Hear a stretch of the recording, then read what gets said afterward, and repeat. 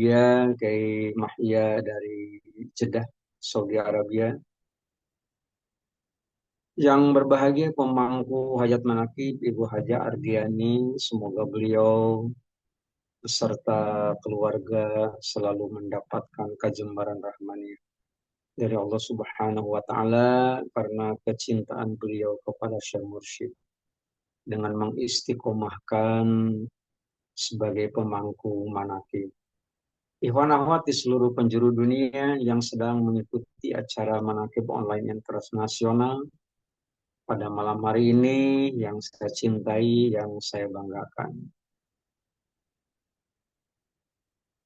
Kalau kita melihat langit untuk mencari yang tiada,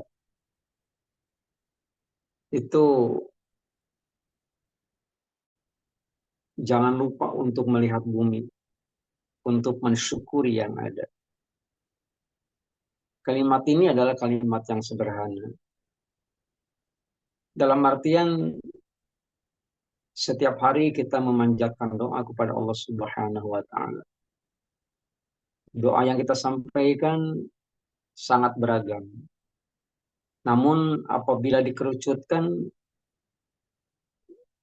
nampaknya apa yang dimohonkan kita kepada Allah Subhanahu wa taala condong untuk meminta sesuatu dan sesuatu itu sendiri yang belum ada pada diri kita. Kita ingin memiliki. Tetapi yang tidak boleh kita abaikan adalah kita sebenarnya tidak usah merisaukan sesuatu yang kita sendiri tidak memiliki. Yang patut kita risaukan adalah kita ini tidak mensyukuri apa yang sudah kita miliki. Nikmat Allah Subhanahu wa taala begitu banyak. Kalimat ini menjadi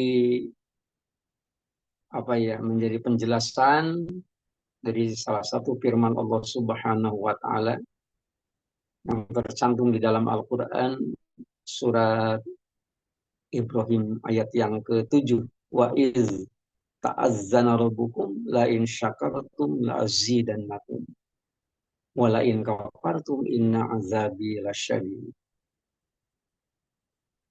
Apa yang kita inginkan sebenarnya tidak usah diminta, tidak usah dipohonkan kepada Allah Subhanahu wa taala. Meskipun kalau kita minta juga tidak salah. Hanya kalau dilihat daripada kalimat la in syakartum la azidannakum, untuk mendapatkan sesuatu yang belum kita miliki ini, sebenarnya cukup dengan mensyukuri yang ada. Jadi la azidannakum yang di dalam tata bahasa Arab itu satu kalimat yang di dalamnya ada dua huruf taukid, menunjukkan bahwa penambahan itu sendiri itu otomatis akan diberikan oleh Allah Subhanahu wa taala kepada kita manakala kita mensyukuri nikmat yang sudah. Ikhwan akhwat rahimakumullah. Persoalannya sangat sederhana. Dalam artian begini, kalau kita kan memaknai nikmat yang telah Allah anugerahkan kepada kita itu sendiri adalah berbentuk materi. Segala sesuatu yang kasat mata bisa dirasakan oleh panca indera. Tetapi yang tidak boleh diabaikan ada. Pertama sekali yang harus kita rasakan adalah kita patut untuk bersyukur kepada Allah Subhanahu wa taala karena Allah telah menciptakan kita sebagai manusia. Andai kata kita diciptakan bukan sebagai manusia, kayaknya akan berbicara lain. Nah, bagaimana kita bisa mensyukuri nikmat Allah Subhanahu wa taala dalam hal yang pertama ini, dalam artian kita mensyukuri nikmat bahwa kita diciptakan sebagai manusia, paling tidak kita ini bisa meningkatkan status.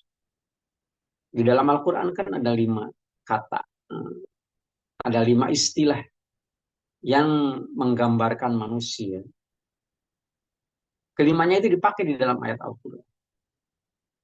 Nah, yang pertama manusia itu diungkap dengan menggunakan kata Anas. Malah ada satu surat namanya surat Anas. Itu bercerita tentang manusia. Namun apabila kita perhatikan ayat ke-14 daripada surat Ali Imran, itu menunjukkan bahwa apabila manusia diungkap dengan menggunakan kata Anas, itu yang dibicarakan adalah masalah-masalah yang ada kaitannya dengan masalah biologis. Zuyina linnasi hubbus syahawat minan nisa. Manusia diberi kecenderungan untuk mencintai perempuan. Dalam artian, kalau dalam keseharian kita, kita sadari bahwa kita sebagai manusia, tetapi fakta yang kita lakukan adalah hanya untuk memenuhi kebutuhan pribadi kita, itu kita masih dalam level yang paling rendah. Dalam artian, apa namanya, kita ini disebut sebagai manusia, tetapi hanya ngurusin masalah-masalah biologis. Itu yang pertama.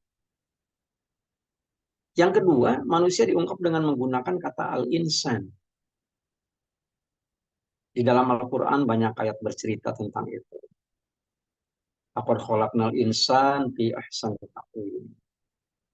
Wa khalaqal insan min shalshalin kal fakhar.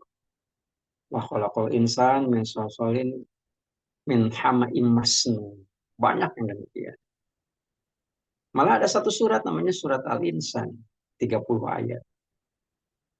Di kita mungkin ada yang sudah membiasakan imam salat berjamaah, membiasakan membaca surat Al-Insan.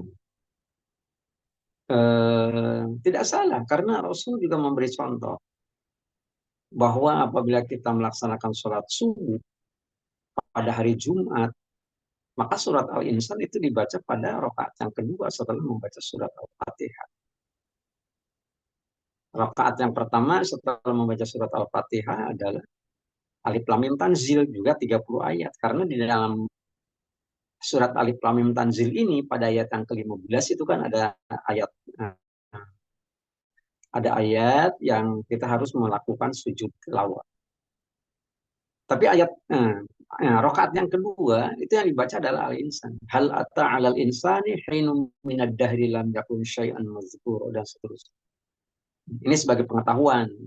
Sebagai pengetahuan ternyata memang ada di dalam keterangan bahwa Nabi melakukan itu. Tapi kita di dalam bingkai TKN, bingkai Toripo, sudah dipatok oleh Yang Mulia Pengarsa sebagai mursyid kita. Rakaat pertama setelah membaca surat Al-Fatihah yang dibaca adalah Ad-Duha, sementara pada rakaat yang kedua selesai membaca surat Al-Fatihah adalah Al-Insya. Itu jangan diabaikan, ini kan merupakan satu ketaatan kita kepada Sang Mursyid. Jangan diabaikan. Hal yang sekecil itu jangan diabaikan. Kalau sekedar ilustrasi, di dalam suatu hadis disebutkan bahwa neraka itu panasnya luar biasa. Sampai-sampai panasnya neraka itu sendiri itu sudah bisa dirasakan dalam radius, dalam jarak, kira-kira ratusan tahun perjalanan apabila kita berjalan. Apabila pada saat kita melakukan perjalanan, itu apabila dihitung jaraknya berapa lama, berapa jauh, itu bisa dilihat daripada lama. Ini kalau berjalan ratusan tahun, itu sudah bisa dirasakan panasnya api neraka. Tapi mengapa penjaga neraka tidak merasa panas? Kalau di dalam pengetahuan kan kita mengenal ada malaikat penjaga neraka. Disebut juga di dalam Al-Quran gitu ya. Ayat yang keberapa? Ayat yang ke-73 surat Az-Zumar. Wasiqal ladzina kafaru ila jahannam zumar. Orang-orang kafir itu digiring menuju jahanam. Hatta idza jauha, begitu sampai di depan pintu neraka jahanam. Futihat abwabuha, secara otomatis pintu neraka jahanam itu terbuka. Wa qala lahum khazanatuha. Penjaga jahanam itu nanya. Itu artinya neraka jahanam neraka yang terkenal begitu panas, itu dijaga, ada penjaganya. Nah, di dalam ilmu tauhid kan kita sejak anak-anak sudah belajar penjaga neraka, apa namanya, malaikat sebagai penjaga neraka itu sudah ditugaskan oleh Allah Subhanahu wa taala, namanya malaikat Malik. Itu tidak pernah merasakan panas, tidak pernah merasakan panas. Persoalannya, mengapa tidak panas? Malaikat Malik tidak merasakan panas. Jawabannya sangat sederhana.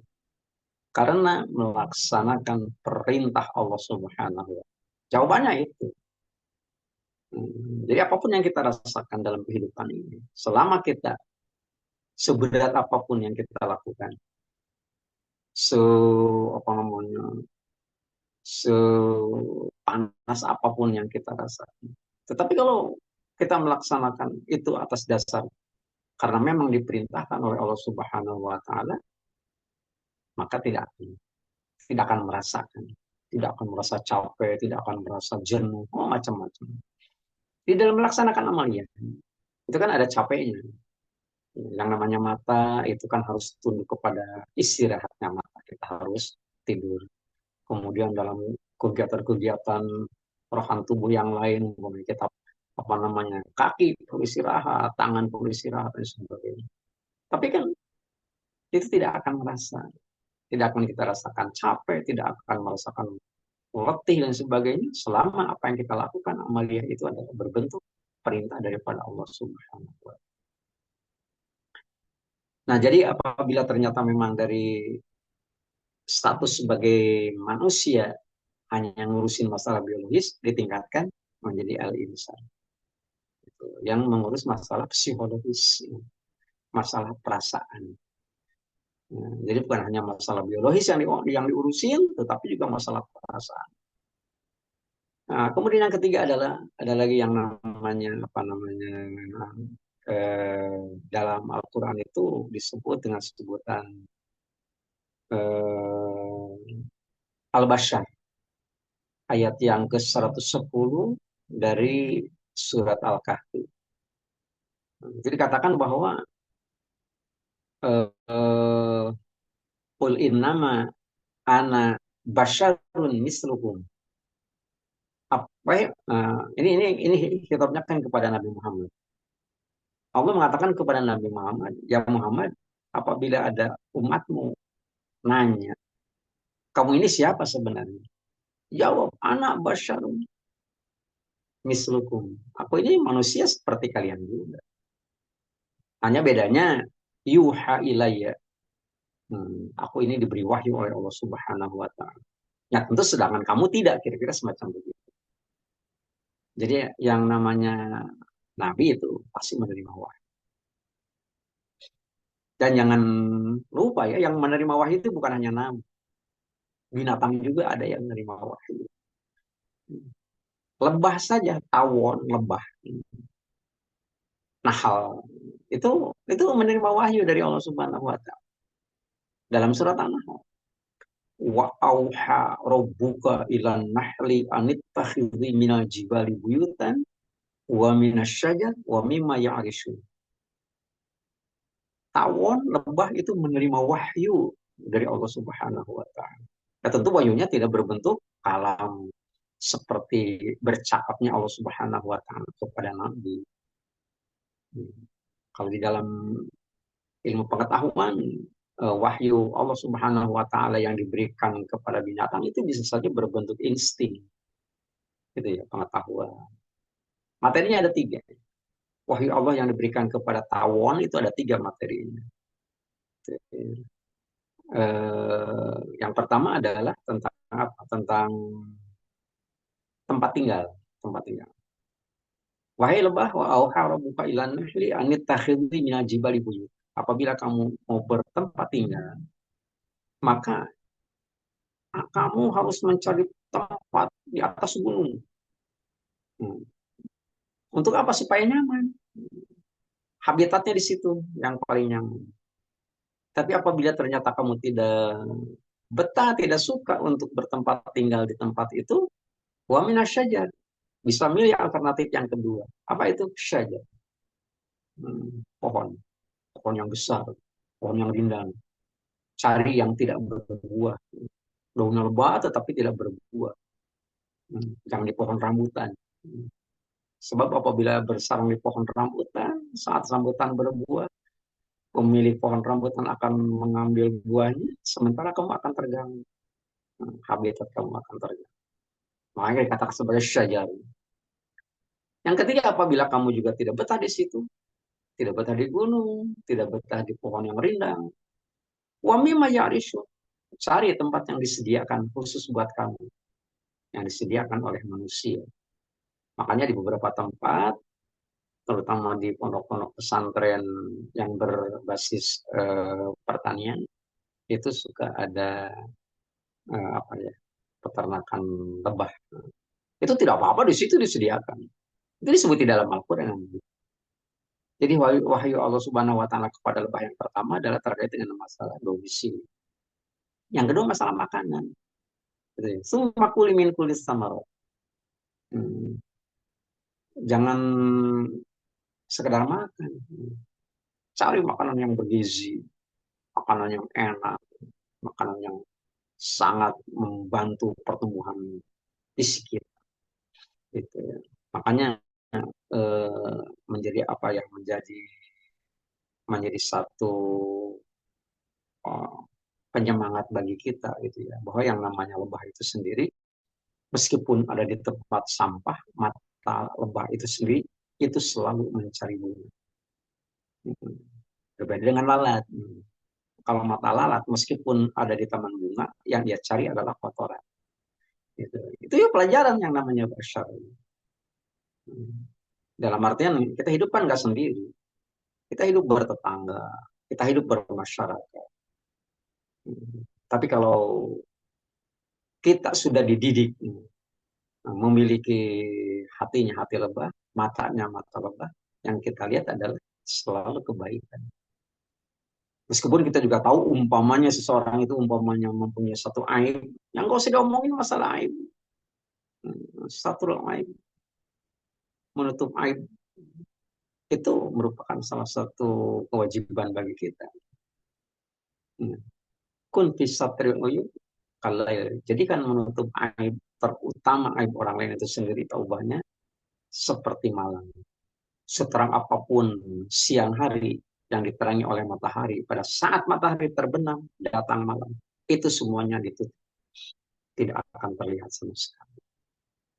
Seperti begitu. Nah, itu yang ketiga. Yang keempat adalah dalam dalam banyak ayat surat, terutama pada surat Al-A'raf, bahwa yang namanya manusia itu diungkap dengan menggunakan kata Bani Adam.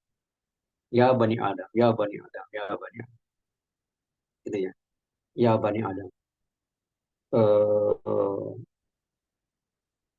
Apa namanya? Qad anzalna alaikum libasa yuwari sawatikum warisha. Gitu ya. Ini terkait dengan masalah apa ya? Mangkobah yang ke-22. Gitu ya. Qad anzalna alaikum libasa yuwari sawatikum warisha. Wahai Bani Adam, wahai manusia.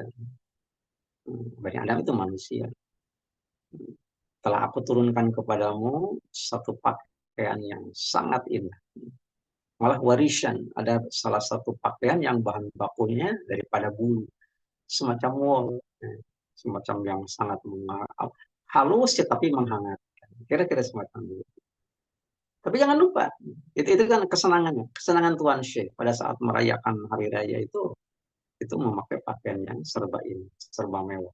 Tadi disebut yang pada Mangkubah yang ke-22. Harga bahan bakunya satu elonnya berapa? Mahal sekali. Tapi jangan lupa wali basut takwa zalika khair. Pakaian takwa itu sendiri lebih baik. Yang mana pakaian takwa? Yaitu orang yang sudah mendapatkan talqin zikir. Karena pada talqin zikir itu sendiri berarti kita sudah memiliki 3 sokok guru dalam hidup. 3 sokok guru itu adalah iman, Islam, dan ihsan. Nah, itu pakaian yang sangat ini. Jadi kalau kita hanya ataupun baru memiliki iman dan Islam, belum memiliki ihsan, itu berarti tidak sebaik pakaian yang dikatakan sebagai wali basut takwa zalika. Gitu. Itu yang ke apa ya? Yang keempat, status manusia semacam begitu. Dalam artian berpakaian itu sudah dipanggil baik. Jadi ditingkatkan dalam artian itu ya, bukan hanya ngomongin masalah fisik, tetapi juga masalah soko bulu agama. Apabila ternyata yang keempat ini sudah kita apa namanya sudah kita lewati, sudah kita ataupun sedang kita laksanakan. Dalam bingkai toriko kan kita sedang melakukan itu ya, melalui riyadhah, melalui pembiasaan agar kita istiqomah di dalam melaksanakan amalia semacam begitu. Jadi sebenarnya kita udah posisinya udah posisi di situ. Nah, makanya Abah selalu mengatakan, gitu, kan orangnya orang khusus, kendaraannya kendaraan khusus, itu ya, rutenya rute khusus, dan itu disediakan untuk orang-orang yang khusus. Nah, orang yang khusus adalah orang yang sudah ditahapin, begitu indah gitu. Nah, apabila itu sudah kita biasakan melaksanakan amalnya, baru ada status yang paling tinggi, itu namanya abdu. Nggak usah disebut manusia, nggak usah disebut namanya, nggak usah disebut apa namanya status pekerjaan dan sebagainya. Hmm. Abdu itu adalah hamba, hamba Allah Subhanahu Wa Taala, bukan hamba jabatan, bukan hamba harta kekayaan, bukan hamba pengetahuan. Selama seseorang itu sendiri Oh, untuk itu menghambakan diri kepada ilmu pengetahuan, bisa saja kalau dipanggil itu sendiri, kalau maaf, orang yang sudah umpamanya pergi ke Mekah melaksanakan ibadah rukun Islam yang kelima, datang lagi ke Indonesia nggak dipanggil namanya, nggak pakai haji, nggak akan menoleh. Itu berarti hambanya hamba hamba yang begitu gitu ya. Tapi kan dikatakan hamba itu sendiri memang harus tidak usah terpengaruh dengan sebutan orang lain kepada diri kita gitu. Dan tidak terpengaruh itu sendiri itu dicontohkan. Kalau di dalam Al-Quran kan semacam pada ayat yang pertama ya, surat Al-Isra, Subhanalladzi asra bi'abdihi. Allah memperjalankan satu malam, memperjalankan hambanya. Hambanya itu ya, otomatis kan maksudnya adalah Nabi Muhammad SAW. Tapi mengapa disebut hamba? Karena itu merupakan status yang paling tinggi, derajat yang paling tinggi. Nah ini karena ini merupakan derajat yang paling tinggi, ya, otomatis kita pun eh, apa namanya itu harus harus kita miliki, harus kita apa targetkan, kita harus sampai ke situ. Gitu. Dikatakan sebagai derajat yang paling tinggi sebagai hamba itu karena di dalam melaksanakan amaliyah itu persis seperti harus seperti apa yang disampaikan dicontohkan oleh pengarsa itu ya. Pada saat pertama sekali nama Abah disebut sebagai mursyid pada acara tawasul, sudah saya sampaikan itu oleh Kiai apa namanya Kamaludin dari Bekasi. Itu kalau dulu semasa pengarsa Abah Anom kan tawasul harus sampai kepada Abah Anom itu ya, Sohibul Wafatajul Arifin. Tetapi setelah beliau berpulang kemudian harus ada penerusnya. Maka penerusnya itu sendiri harus disebut pada acara tawasul. Yang pertama sekali itu dibacakan oleh Kiai Kamaludin. Mulai dari Syekh Abdul Qadir Jalani, apa Syekh Abdul Qadir Jalani, Wasid Syekh Abil Qasim Junaidi Baghdadi, Wasid Syekh Ma'ruf Qari. Ujungnya Wasid Syekh Muhammad Abdul Ghaus Saiful Maslul. Itu. Kalau itu kan merupakan satu pujian, satu sanjungan, satu sanjungan yang diberikan kepada beliau. Gitu.